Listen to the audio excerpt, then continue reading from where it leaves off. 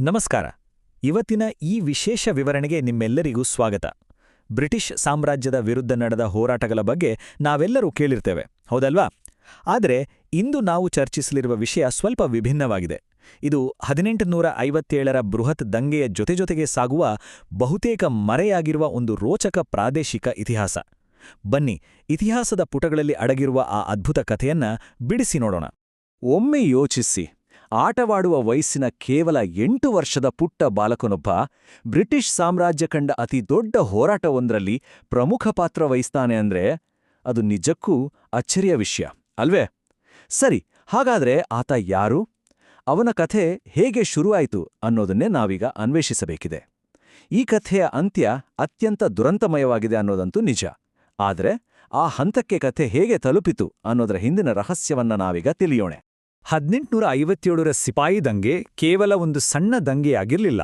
ಅದರ ಸ್ವರೂಪ ಎಷ್ಟು ಬೃಹತ್ತಾಗಿತ್ತು ಅಂದ್ರೆ ಇಡೀ ಭಾರತದಾದ್ಯಂತ ಅನಿಶ್ಚಿತತೆಯ ಕಾರ್ಮೋಡಗಳು ಕವಿದಿದ್ವು.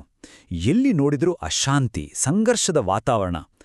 ಈ ದಂಗೆಯ ತೀವ್ರತೆಯನ್ನ ನಾವು ಅರ್ಥ ಮಾಡಿಕೊಂಡ್ರೆ ಮಾತ್ರ ಮುಂದಿನ ಕಥೆಯ ಆಳ ನಮಗೆ ಸರಿಯಾಗಿ ಅರ್ಥ ಆಗುತ್ತದೆ. ಆ ಕಾಲದ ಬಿಕ್ಕಟ್ಟು ಹೇಗಿತ್ತು ಅನ್ನೋದನ್ನ ಖ್ಯಾತ ಇತಿಹಾಸಕಾರ ಜಾನ್ ವಿಲಿಯಂ ಕೆ ತಮ್ಮ ಪುಸ್ತಕದಲ್ಲಿ ಬಹಳ ಅದ್ಭುತವಾಗಿ ದಾಖಲಿಸಿದ್ದಾರೆ.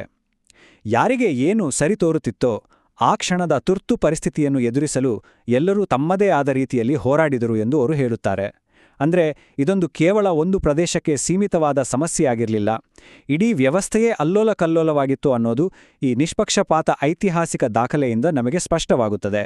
ಇಲ್ಲಿ ಒಂದು ನಿಜಕ್ಕೂ ಆಸಕ್ತಿದಾಯಕವಾದ ವಿಷಯ ಗಮನಿಸಿ. ಬ್ರಿಟಿಷರು ಈ ದಂಗೆಯನ್ನು ಹತ್ತಿಕ್ಕಲು ಎಷ್ಟು ಕಂಗಾಲಾಗಿದ್ರು ಅಂದ್ರೆ ಲಾರ್ಡ್ ಎಲ್ಫಿನ್ಸ್ಟೋನ್ ಅವರು ಚೀನಾಕ್ಕೆ ಹೋಗಬೇಕಿದ್ದ ತಮ್ಮ ಸೇನೆಯನ್ನು ದಿಢೀರನೆ ಕಲ್ಕತ್ತಾಗೆ ತಿರುಗಿಸಿದರು. ಅಷ್ಟೇ ಅಲ್ಲ, ಖಾಸಗಿ ಹಡಗುಗಳನ್ನು ಬಾಡಿಗೆಗೆ ಪಡೆದು ಮಾರಿಷಿಯಸ್ ಹಾಗೂ ಕೇಪ್ ಆಫ್ ಗುಡ್ ಹೋಪ್ನಂತಹ ದೂರದ ಪ್ರದೇಶಗಳಿಗೂ ತುರ್ತು ಸಂದೇಶ ಕಳುಹಿಸಿ ಹೆಚ್ಚುವರಿ ಸೈನ್ಯವನ್ನು ತರಿಸಿಕೊಂಡ್ರು. ಇಡೀ ಭೂಪಟದಾದ್ಯಂತ ಸೈನ್ಯದ ಚಲನವಲನಗಳು ಭರದಿಂದ ಸಾಗಿದ್ದವು. ಇಷ್ಟೆಲ್ಲ ಬೃಹತ್ ಮಟ್ಟದ ಹೋರಾಟಗಳು ನಡೀತಿರುವಾಗ ನಮ್ಮ ಗಮನ ಈಗ ಮತ್ತೆ ಅದೇ ಸಂಖ್ಯೆ 8ರ ಕಡೆ ಸಾಗ್ಬೇಕು. ಹೌದು, ಕೇವಲ 8. ಇಡೀ ದೇಶ ದಂಗೆಯಿಂದ ಹೊತ್ತಿ ಉರಿತಿರುವಾಗ ದಕ್ಷಿಣ ಭಾರತದ ಅಂದ್ರೆ ನಮ್ಮ ಕರ್ನಾಟಕದ ಸುರಪುರ ಎಂಬ ಸಣ್ಣ ಸಂಸ್ಥಾನದಲ್ಲಿ ವೆಂಕಟಪ್ಪ ನಾಯಕ ಎಂಬ ಬಾಲಕ ತನ್ನ 8ನೇ ವಯಸ್ಸಿಗೆ ಸಿಂಹಾಸನವನ್ನೇ ಏರುತ್ತಾನೆ. ಆ ಬಾಲರಾಜನ ಕಥೆಗೂ ಈ ಮಹಾದಂಗೆಗೂ ಹೇಗೆ ತಳುಕು ಹಾಕಿಕೊಂಡಿದೆ ಅನ್ನೋದನ್ನೀಗ ನೋಡೋಣ. ಆತ ದೇಶಾದ್ಯಂತ ದಂಗೆ ಎದ್ದಿದ್ರೆ ಇತ್ತ ಸುರಪುರ ಸಂಸ್ಥಾನದಲ್ಲಿ ಬೇರೆದೇ ಆದ ಒಂದು ದೊಡ್ಡ ಆಂತರಿಕ ಬಿಕ್ಕಟ್ಟು ಶುರುವಾಗಿತ್ತು. ರಾಜ ಕೃಷ್ಣಪ್ಪ ನಾಯಕರು ಅಕಾಲಿಕವಾಗಿ ನಿಧನರಾದಾಗ ಅವರ ಮಗ ವೆಂಕಟಪ್ಪನಿಗೆ ಕೇವಲ 7 ವರ್ಷ. ಮುಂದಿನ ರಾಜ ಯಾರು ಎನ್ನೋ ಬಗ್ಗೆ ಆ ಚಿಕ್ಕ ಬಾಲಕ ಮತ್ತು ರಾಜನ ಕಿರಿಯ ಸಹೋದರನ ನಡುವೆ ಅಧಿಕಾರಕ್ಕಾಗಿ ಭಾರೀ ಒಳಜಗಳಗಳು ಶುರುವಾದವು. ಇದರಿಂದಾಗಿ ಇಡೀ ರಾಜ್ಯ ಅಕ್ಷರಶಃ ಅಸುರಕ್ಷಿತ ಸ್ಥಿತಿಗೆ ಬಂದು ನಿಂತಿತ್ತು. ಈ ಗೊಂದಲವನ್ನು ಬಗೆಹರಿಸಲು ಬ್ರಿಟಿಷರು ಫಿಲಿಪ್ ಮೆಡೋಸ್ ಟೇಲರ್ ಎಂಬ ಅಧಿಕಾರಿಯನ್ನು ಸುರಪುರಕ್ಕೆ ಕಳುಹಿಸ್ತಾರೆ. ಟೇಲರ್ ಈ ಆಂತರಿಕ ಕಲಹಗಳನ್ನು ಬಹಳ ಜಾಣ್ಮೆಯಿಂದ ಬಗೆಹರಿಸಿ ನೇರವಾಗಿ ಬಾಲಕ ವೆಂಕಟಪ್ಪನ ಬೆಂಬಲಕ್ಕೆ ನಿಲ್ತಾರೆ. ಹೀಗಾಗಿ 8ನೇ ವಯಸ್ಸಿಗೆ ವೆಂಕಟಪ್ಪನಿಗೆ ಅಧಿಕೃತವಾಗಿ ಪಟ್ಟಾಭಿಷೇಕವಾಗುತ್ತದೆ. ಇಲ್ಲಿ ಗಮನಿಸಬೇಕಾದ ಅತ್ಯಂತ ಸೂಕ್ಷ್ಮ ಹಾಗೂ ಭಾವನಾತ್ಮಕ ವಿಚಾರ ಅಂದ್ರೆ ಈ ಬಾಲಕ ಮತ್ತು ಬ್ರಿಟಿಷ್ ಅಧಿಕಾರಿ ಟೇಲರ್ ನಡುವೆ ಎಂಥ ಅನ್ಯೋನ್ಯತೆ ಇತ್ತೆಂದರೆ ಆ ಬಾಲರಾಜ ಟೇಲರ್ನನ್ನು ಪ್ರೀತಿಯಿಂದ ಅಪ್ಪ ಅಂತಾನೆ ಕರೀತಿದ್ನು. ಇತಿಹಾಸದ ಪುಟಗಳಲ್ಲಿ ಕೆಲವು ವೈಯಕ್ತಿಕ ವಿವರಗಳು ನಮ್ಮನ್ನು ನಿಜಕ್ಕೂ ಬೆರಗುಗೊಳಿಸುತ್ತವೆ. ಉದಾಹರಣೆಗೆ, ಈ ಯುವರಾಜನನ್ನು ಜನ ಮುಂಡಗೈ ವೆಂಕಟಪ್ಪ ನಾಯಕ ಅಂತಲೇ ಕರೆಯುತ್ತಿದ್ದರು. ಮುಂಡಗೈ ಎಂದರೆ ಕತ್ತರಿಸಿದ ಕೈ. ಹೌದು, ಆತ ತನ್ನ ಎಡಗೈಯ ಮುಂಭಾಗವನ್ನ ಕಳೆದುಕೊಂಡು ಅದರ ಬದಲಾಗಿ ಒಂದು ಕೃತಕ ಕೈಯನ್ನು ಬಳಸುತ್ತಿದ್ದನಂತೆ. ಈ ಒಂದು ಸಣ್ಣ ವಿವರಣೆ ಆ ಯುವ ಆಡಳಿತಗಾರನ ವಿಶಿಷ್ಟ ವ್ಯಕ್ತಿತ್ವ ಮತ್ತು ದೈಹಿಕ ಸವಾಲುಗಳನ್ನು ಮೀರಿ ನಿಂತ ಧೈರ್ಯವನ್ನು ನಮ್ಮ ಕಣ್ಮುಂದ ಕಟ್ಟಿಕೊಡುತ್ತದೆ. ಈಗ ಕಥೆಯ ಅತ್ಯಂತ ರೋಚಕ ಘಟ್ಟ. ಕಾಲಾನುಕ್ರಮದಲ್ಲಿ ನಾವೀಗ 1857ಕ್ಕೆ ಬಂದು ತಲುಪಿದ್ದೇವೆ. ಒಂದು ಕಡೆ ಬ್ರಿಟಿಷರ ಸಹಾಯದಿಂದಲೇ ತನಗೆ ಸಿಂಹಾಸನ ಸಿಕ್ಕಿದೆ, ಟೇಲರ್ ಜೊತೆಗಿನ ಆಪ್ತ ಬಾಂಧವ್ಯವೂ ಇದೆ. ಆದರೆ ಇನ್ನೊಂದು ಕಡೆ ದೇಶಾದ್ಯಂತ ಸ್ವಾತಂತ್ರ್ಯದ ಕಿಚ್ಚು ಹತ್ತಿ ಉರಿಯುತ್ತಿದೆ. ಇಂತಹ ಇಕ್ಕಟ್ಟಿನ ಪರಿಸ್ಥಿತಿಯಲ್ಲಿ ಈ ಯುವರಾಜ ಬ್ರಿಟಿಷರ ವಿರುದ್ಧವೇ ಮಹಾ ದಂಗೆಯಲ್ಲಿ ಪಾಲ್ಗೊಳ್ಳುವ ಅತ್ಯಂತ ದಿಟ್ಟ ಮತ್ತು ಐತಿಹಾಸಿಕ ನಿರ್ಧಾರವನ್ನು ಕೈಗೊಳ್ಳುತ್ತಾನೆ. ಆ ಕಾಲದ ರಾಜಕೀಯ ಒತ್ತಡಗಳು ಹಾಗೂ ದೇಶಪ್ರೇಮ ಆತನ ಕೈಯಲ್ಲಿ ಎಂತಹ ಕಠಿಣ ನಿರ್ಧಾರವನ್ನು ತೆಗೆದುಕೊಳ್ಳುವಂತೆ ಮಾಡಿತು ಅನ್ನೋದನ್ನು ನಾವಿಲ್ಲಿ ತಟಸ್ಥವಾಗಿ ಅರ್ಥ ಮಾಡಿಕೊಳ್ಳಬಹುದು.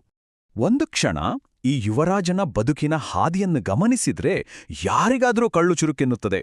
ಕೇವಲ 7ನೇ ವಯಸ್ಸಿಗೆ ತಂದೆಯ ಸಾವು, 8ಕ್ಕೆ ಕಿರೀಟ, ನಂತರ 1857ರ ಬೃಹತ್ ದಂಗೆಯಲ್ಲಿ ಭಾಗಿ ಕೊನೆಗೆ ಬ್ರಿಟಿಷರಿಂದಲೇ ಬಂಧನ.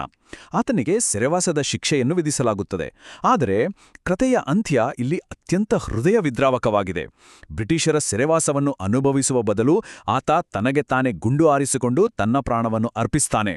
ಇದೊಂದು ಮರೆಯಲಾಗದ ತ್ಯಾಗ ಮತ್ತು ದುರಂತದ ಅಧ್ಯಾಯ. ಆದ್ರೆ ಇತಿಹಾಸ ಅಂದ್ರೆ ಕೇವಲ ಯುದ್ಧ, ಸಾವು, ನೋವುಗಳಷ್ಟೇ ಅಲ್ಲ ಅಲ್ವಾ? ದಂಗೆಯ ಬೂದಿಯಿಂದ ನಾವೀಗ ವರ್ತಮಾನಕ್ಕೆ ಮರಳೋಣ. ಆ ರಾಜವಂಶ ಯುದ್ಧದಲ್ಲೇ ಸೋತಿರಬಹುದು, ಆದರೆ ಸುರಪುರ ಸಂಸ್ಥಾನದ 400 ವರ್ಷಗಳ ಅದ್ಭುತವಾದ ಸಾಂಸ್ಕೃತಿಕ ಪರಂಪರೆ ಇಂದಿಗೂ ಸಜೀವವಾಗಿದೆ. ವಿಶೇಷವಾಗಿ ಸುರಪುರದ ಕಲಾಪ್ರಕಾರಗಳು ಮತ್ತು ವಿಶಿಷ್ಟ ವರ್ಣಚಿತ್ರಗಳ ಪರಂಪರೆ ತಲೆಮಾರುಗಳಿಂದ ಇಂದಿನವರೆಗೂ ಉಳಿದುಕೊಂಡು ಬಂದಿದೆ. ಇದು ನಿಜಕ್ಕೂ ಒಂದು ಸಕಾರಾತ್ಮಕ ಬೆಳವಣಿಗೆ. ಇವತ್ತಿಗೂ ಕೂಡ ಆ ರಾಜವಂಶದ ಕುರುಹುಗಳು ಅದೇ ಪ್ರದೇಶದಲ್ಲಿ ಜೀವಂತವಾಗಿವೆ. ಈಗಲೂ ದರ್ಬಾರ್ ಅಥವಾ ಯಾವುದೇ ವಿಶೇಷ ಕಾರ್ಯಕ್ರಮಗಳಿದ್ದಾಗ ಆ ವಂಶಸ್ಥರು ತಮ್ಮದೇ ಆದ ರಾಜಮನೆತನದ ಸಾಂಪ್ರದಾಯಿಕ ಉಡುಗೆಯಲ್ಲೇ ಕಾಣಿಸ್ಕೊಳ್ತಾರೆ.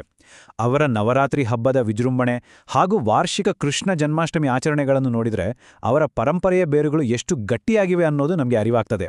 ಇಂದಿಗೂ ಆ ಹಳೆಯ ಪದ್ಧತಿಗಳನ್ನು ಅವರು ಅತ್ಯಂತ ಶ್ರದ್ಧೆ ಮತ್ತು ಭಕ್ತಿಯಿಂದ ಕಾಯ್ದುಕೊಂಡು ಬಂದಿದ್ದಾರೆ. ಇದೆಲ್ಲವನ್ನೂ ನೋಡಿದ ಮೇಲೆ ಕೊನೆಯದಾಗಿ ನಮ್ಮ ಮನಸ್ಸಿನಲ್ಲಿ ಮೂಡುವ ಒಂದು ಆಳವಾದ ಪ್ರಶ್ನೆ ಇದು: ಇತಿಹಾಸವು ತನ್ನ ಕಳೆದುಹೋದ ಸಾಮ್ರಾಜ್ಯಗಳನ್ನ ಹೇಗೆ ನೆನಪಿಸಿಕೊಳ್ಳುತ್ತದೆ? ಅವರು ಮಾಡಿದ ಆ ಭೀಕರ ಯುದ್ಧಗಳಿಂದಲೋ ಅಥವಾ ಅವರು ತಲೆಮಾರುಗಳಿಗೆ ಬಿಟ್ಟು ಹೋದ ಇಂತಹ ಸುಂದರವಾದ ಕಲೆ ಮತ್ತು ಸಂಪ್ರದಾಯಗಳಿಂದಲೋ? ಇದೇ ಇಂದಿನ ವಿವರಣೆಯ ಮುಖ್ಯ ಸಾರಾಂಶ. ನಮ್ಮ ಸುತ್ತಲೂ ಅಡಗಿರುವ ಇಂತಹ ಎಷ್ಟೋ ಪ್ರಾದೇಶಿಕ ಇತಿಹಾಸಗಳನ್ನು ನಾವು ಅರಿತುಕೊಳ್ಳುವುದು ಇಂದಿನ ತುರ್ತು ಅಗತ್ಯ. ಈ ಸಂಚಿಕೆಯ ಮೂಲಕ ಆ ಸಂಕೀರ್ಣ ಇತಿಹಾಸದ ಒಂದು ಎಳೆ ನಿಮಗೆ ಸ್ಪಷ್ಟವಾಗಿದೆ ಎಂದು ಭಾವಿಸುತ್ತೇನೆ. ಮುಂದಿನ ಬಾರಿ ಇಂತಹದೇ ಮತ್ತೊಂದು ರೋಚಕ ಮಾಹಿತಿಯೊಂದಿಗೆ ಸಿಗೋಣ. ನಮಸ್ಕಾರ.